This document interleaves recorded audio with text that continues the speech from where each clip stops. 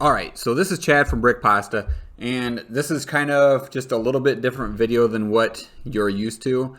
You've probably seen this stuff behind me if you've ever seen any of our live streams that Butt Chop 2021 and I do. This is going to be pretty fun.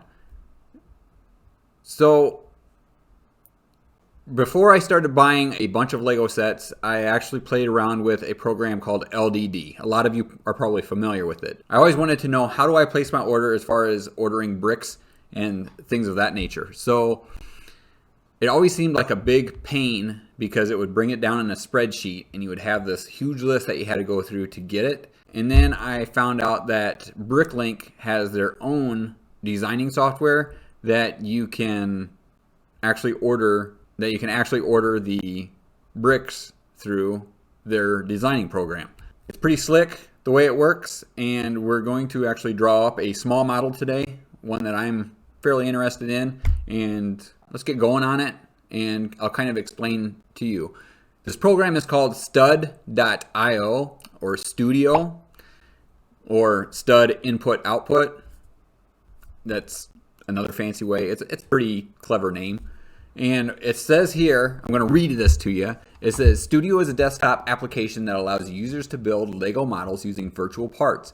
Users will have the freedom to build whatever they want with any part they want. By being integrated with the Bricklink catalog, Studio can do things like showing you what color parts are unavailable and letting you keep track of parts cost. Studio also makes it easy to turn finished creations into wanted lists that you can use to order through Bricklink. So, I mean, it sounds like it's pretty fancy, but let's go ahead and see what it takes to design a model and order the parts. So the model I'm going to be designing today or building today is this little spacecraft. I found this on Pinterest, and then I did a Google image search, which you can do, and I found the original poster was on a blog, and then he had a link to a what's that program that everybody uses, or that website everybody uses? Flickr.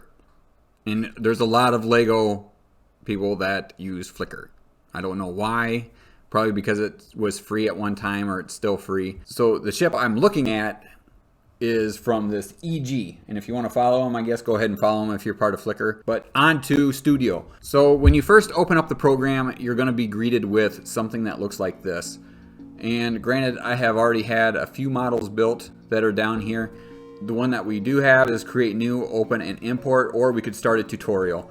I'm not going to go through all these small nuances because there's really good documentation as far as the help files go. And what we're going to do today is just build a model and kind of work with it through there. So we're going to go ahead and create new, and we're presented with what they call a floor.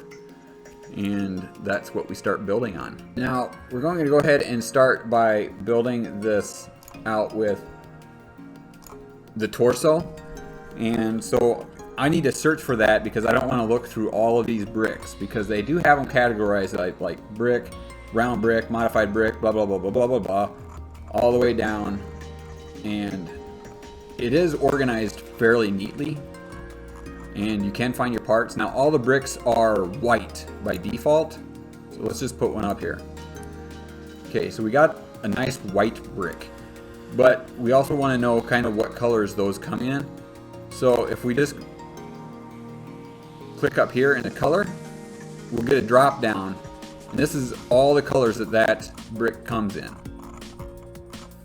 Now let's find something that is very non-common. Let's keep looking. This is a kind of a new piece that's not in very many colors,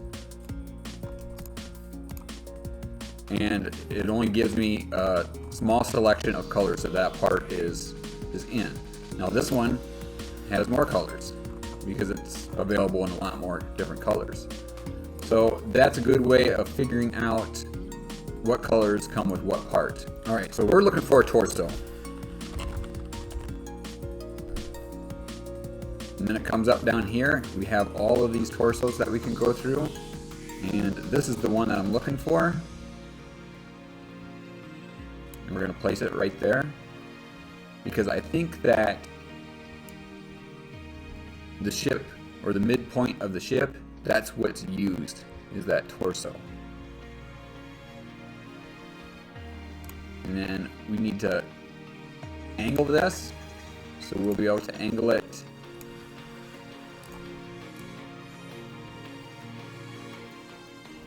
with this tool here, like so.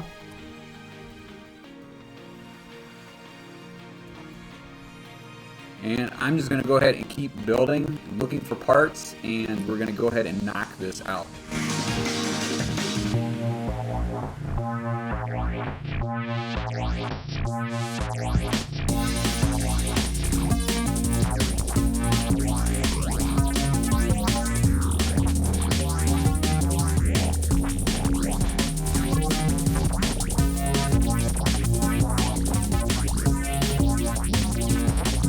So I'm having trouble placing these binoculars on this piece right here. Oh, it's actually this piece right here. And the reason why I can't do that is because these binoculars have a little lip. We're going to zoom in on that. It's got this little lip on the bottom here. And it will not allow me to go on a flat area like this.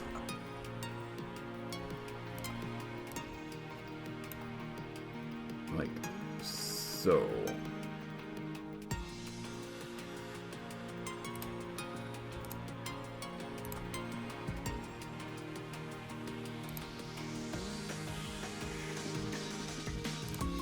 So I'm thinking what needs to happen is I need to put I'm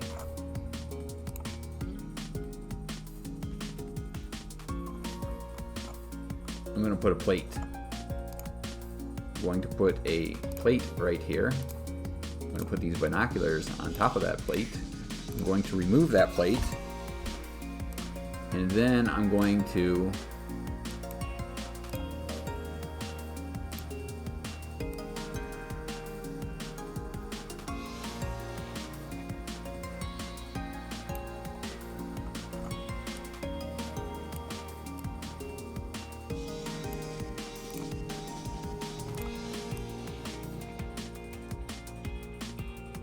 kind of go around the rules a little bit as far as placing that part. So there we pretty much have it. I think it looks pretty good. It looks pretty similar to the picture. Took us a little bit to draw, but we managed to do it. And we actually have a list of our parts, but let's get these to the right color first.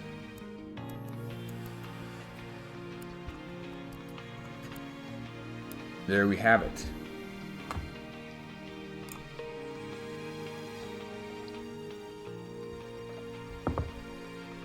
Why are these wings semi-transparent?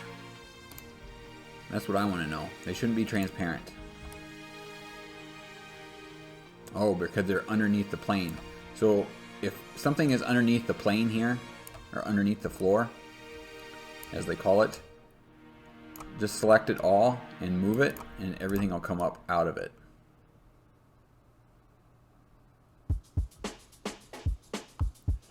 Now we can do something pretty fancy, and we can render this picture into an image.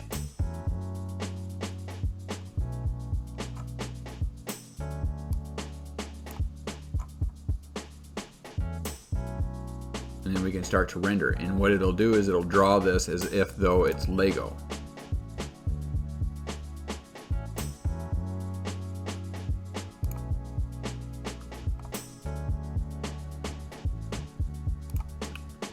So that's pretty much it. It was kind of a simple drawing. You can draw a lot more on this. The only problem I have with it is like hoses. Hoses are not flexible. So if we go ahead and grab a flex hose here.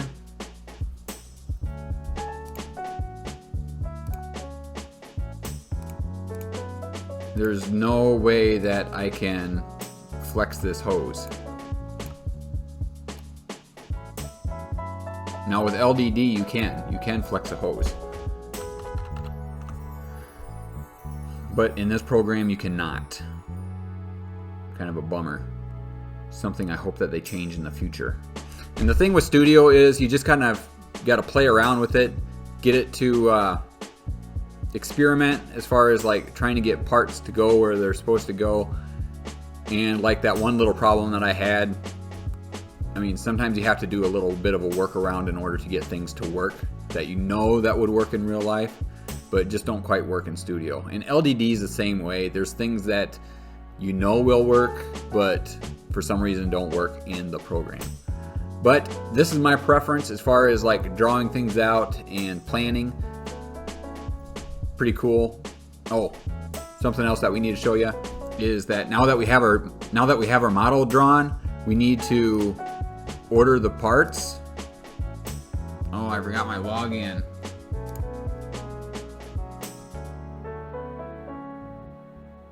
We can add these parts to a wanted list right here. It says add to wanted list. We're not going to add these parts to a wanted list because I don't really want them, but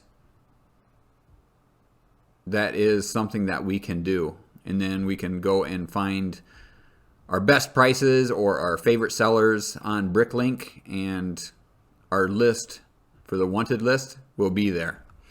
This also has a pretty good instruction generator. As you can see, this is all under step 1. And if I really wanted to, we would kind of break this up into steps. And what you do is you just add a step, and then you put the bricks that you want in that step.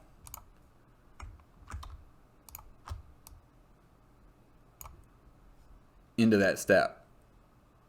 So like step 1 would be to grab this torso. Step 2 would be to put these minifigure utensils on there, is what they call them. They're a ski.